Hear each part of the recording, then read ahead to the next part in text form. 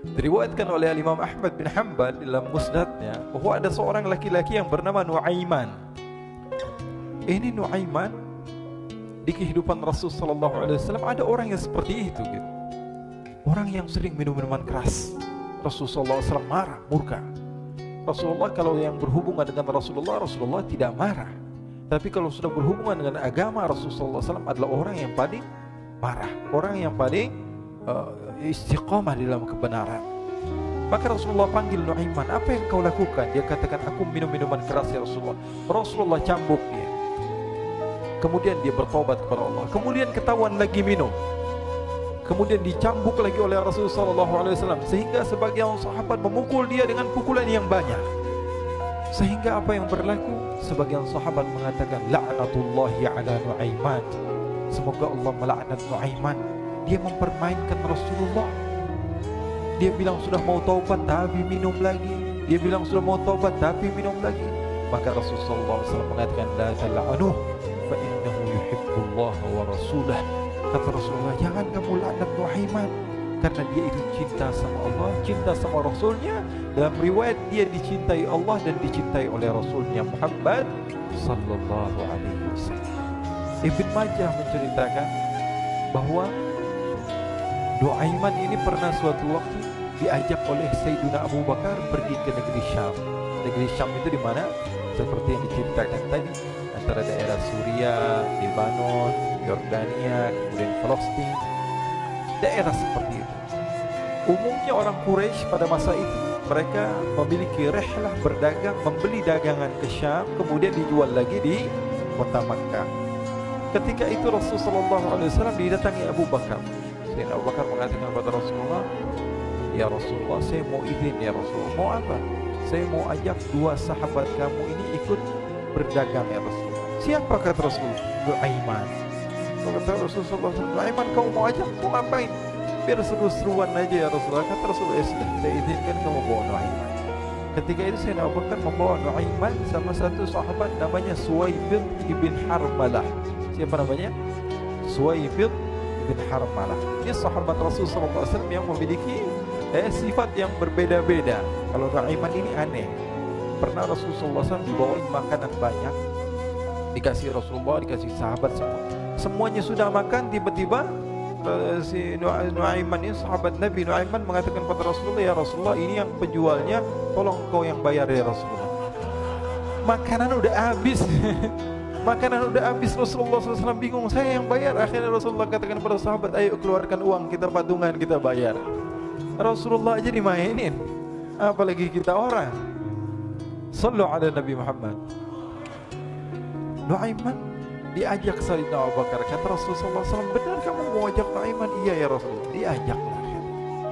Diceritakan dalam riwayat Ibn Majah, diceritakan juga di dalam Siyar A'lamun Nubala, diceritakan juga di dalam Musnadnya Imam Ahmad bin Hanbal, dalam riwayat Imam Ahmad bin Hanbal.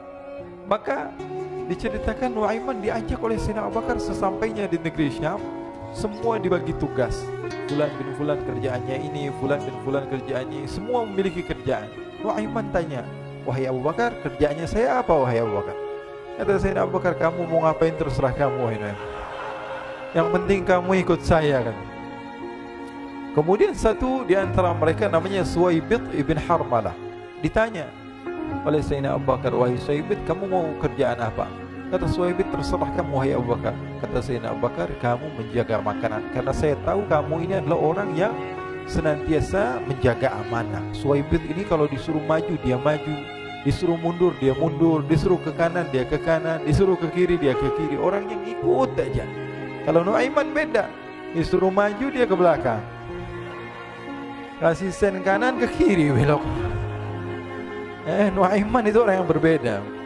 Maka Suwaibid mendapatkan tugas, semua mendapatkan tugas kecuali Nuaiman. Sehingga ikhwani, apa yang berlaku, apa yang terjadi, Sayyidina Abu Bakar pergi sibuk dengan kesibukannya, sehingga datanglah waktu siang. Nuaiman sudah lapar.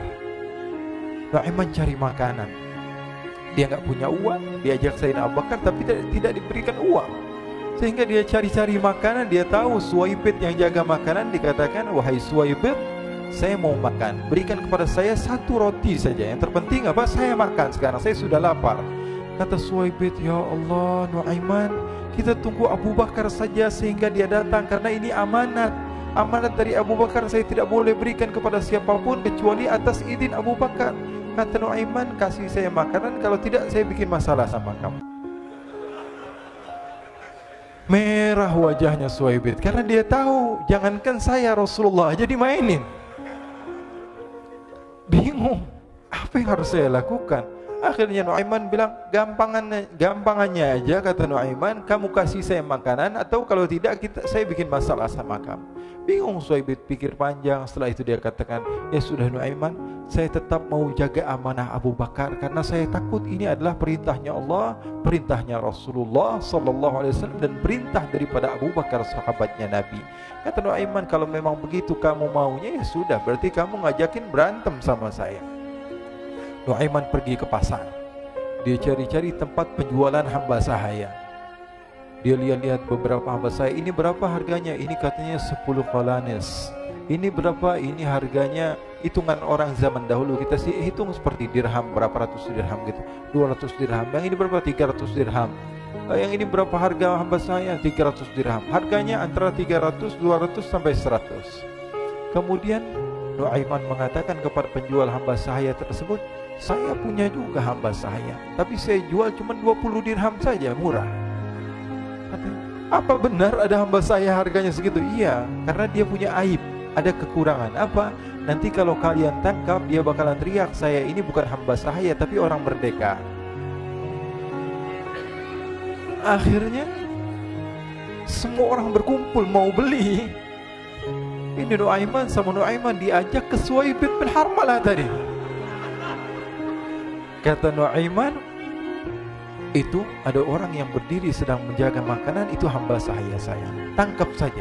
Oh baik, diberikan uang 20 dirham, dimasukkan oleh Nuaiman ke kantongnya. Kemudian Suwaibid ditangkap. Ketika ditangkap, Suwaibid teriak, saya bukan hamba saya orang merdeka. Maka orang-orang tersebut mengatakan, saya sudah tahu kekurangan kamu. Ini memang kekurangan kamu, memang kamu, tapi saya tidak perlu dengan bacot kamu, yang penting kerjanya kamu gitu. Ya kan hamba saya untuk apa? Untuk kerja. Mau dia ngomong apa, mau ngomel, terserah, yang penting dia mau kerja.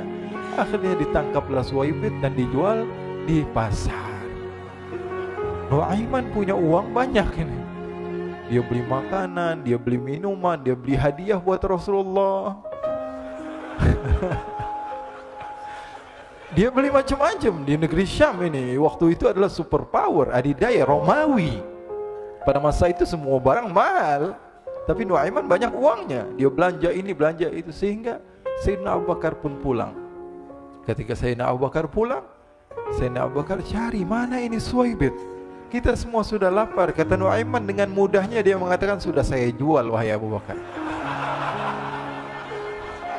Maka Sayyidina Abu Bakar bertanya, apa yang kau lakukan wahai Nuaiman? Diceritakan oleh Nuaiman dengan jujur. Nuaiman ini orangnya apa adanya, tapi nyusahin. Saya jual. Akhirnya dibawa oleh Nuaiman, Sayyidina Abu Bakar pergi ke mana? Ke pasar. Lalu dibeli lagi oleh Sayyidina Abu Bakar As-Siddiq Suwaibid, yang tadinya orang merdeka menjadi hamba sahaya sebentar, kemudian dibeli lagi oleh Sayyidina Abu Bakar. Pulang ke Madinah, kisah ini diceritakan di hadapan Rasulullah SAW. Maka perawi mengatakan, fadhahikan nabiyyu hatta badat nawajiduhu.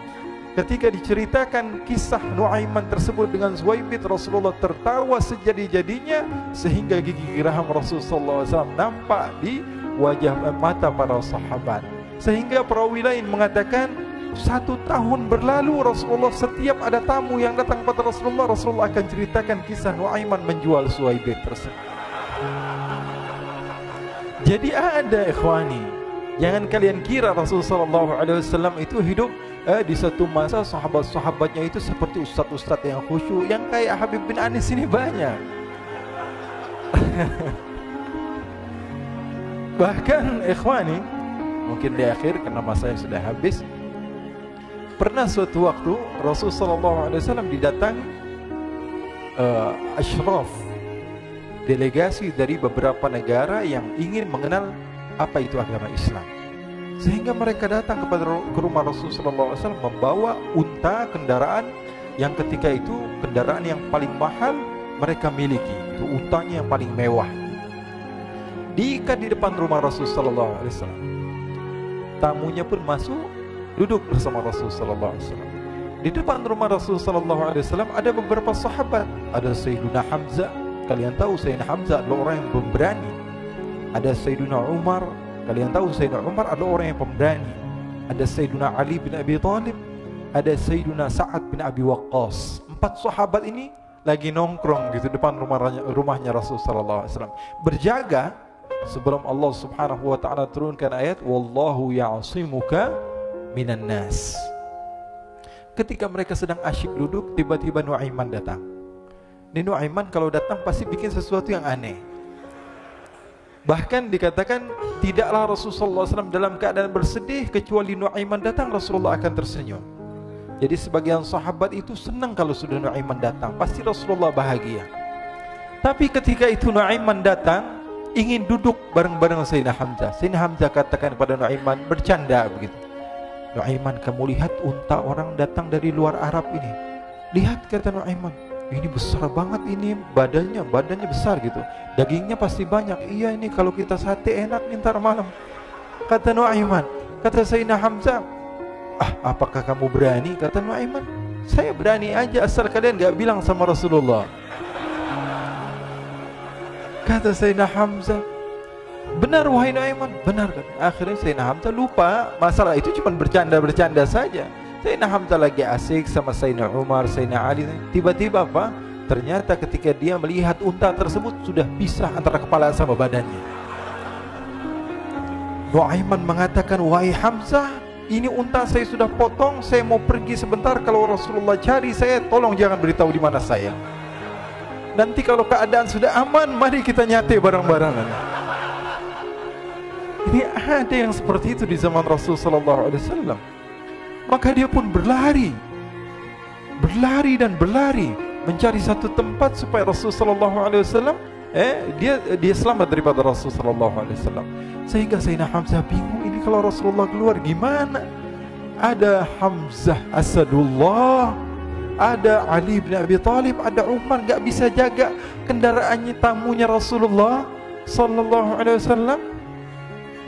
Akhirnya benar apa yang terjadi, ikhwani. Rasul Sallallahu Alaihi Wasallam tamunya mau pulang. Ketika dia buka pintu, tamu melihat apa? Untanya sudah begitu. Mereka teriak, wa naqatah, unta kami wahai Muhammad. Baru mau kenal Islam, unta kami, kendaraan kami sudah dua. Rasulullah SAW lihat Sayyidina Hamzah, lihat Sayyidina Ali. Mereka gak bisa ngomong, mereka hanya bilang apa? Nuaiman ya Rasulullah. Rasulullah perintahkan Sayyidina Umar, wahai Umar, sekarang kamu ambil uang, kemudian kamu gantikan, kemudian kamu berikan 2 kali lipat daripada harta unta ini, sehingga apa? Agama Islam tidak didengar dengan sesuatu yang tidak baik di luar sana. Akhirnya diberikan harta, diberikan unta yang baru dan diberikan harta yang lebih untuk orang tersebut, sehingga orang tersebut tidak menjelek-jelekkan agama Islam. Kata Rasulullah SAW, dan sekarang waktunya kita balas dendam sama Nuaiman. Nuaiman ternyata berlari tempat yang jauh sampai hampir keluar dari kota Madinah. Dia dapatkan seorang sahabat Nabi yang hadir juga dalam peperangan Badar, namanya Al-Miqdad bin Al-Aswad. Siapa namanya? Al-Miqdad bin Al-Aswad ketika itu sedang menggali sumur. Ketika sedang menggali sumur, Nuaiman datang. Nuaiman katakan kepada Miqdad, wahai Miqdad, wahai sahabat Rasul, kamu orang yang hadir dalam peperangan Badar, kamu adalah orang yang hebat. Dipuji-puji sama Nuaiman. Ada maunya ini. Akhirnya dia bilang, wahai Miqdad, tolong saya. Kenapa wahai Nuaiman, kamu ini kekasihnya Rasulullah, orang yang disayang sama Rasulullah. Kenapa? Saya ini sedang dikejar-kejar orang jahat. Tolong selamatkan saya. Saya pengen masuk ke dalam sumur, boleh atau tidak? Kata Miqdad, siapa yang mengejar kamu? Pokoknya saya dikejar sama orang-orang. Kamu mau atau tidak selamatkan saya? Ya sudah, selagi kamu itu adalah sahabat Nabi, silahkan kamu masuk. Masuk akhirnya Nuaiman ke dalam sumur tersebut. Lalu Nuaiman mengatakan, wahai Miqdad, dia keluar lagi, nanti kalau ada yang cari saya, tolong jangan beritahu saya di dalam sumur ya. Kata Miqdad, baiklah. Kata Nuaiman, siapapun yang bertanya tentang saya, kamu tidak akan kasih tahu? Iya, kata, walaupun Rasulullah yang tanya saya. Katanya, enggak mungkin Rasulullah datang ke tempat sejauh ini. Iya, walaupun Rasulullah. Akhirnya masuk Nuaiman. Setelah beberapa menit Rasulullah dan rombongan benar datang. Miqdad bingung ini. Ini kenapa Rasulullah datang ke RW kami ini? Ada apa yang Rasulullah sampai sejauh ini? Ditanya, ya Rasulullah, ada apa ya Rasulullah? Kata Rasulullah, saya cari Nuaiman. Di mana Nuaiman? Inna lillah, kata Miqdad. Enggak dijawab ini Rasulullah. Kalau dijawab saya ingkar janji. Akhirnya apa dia katakan? Wahai Rasulullah, mata saya tidak memandang kepada Nuaiman, tapi tangannya nunjuk ke dalam sumur. Sahabat.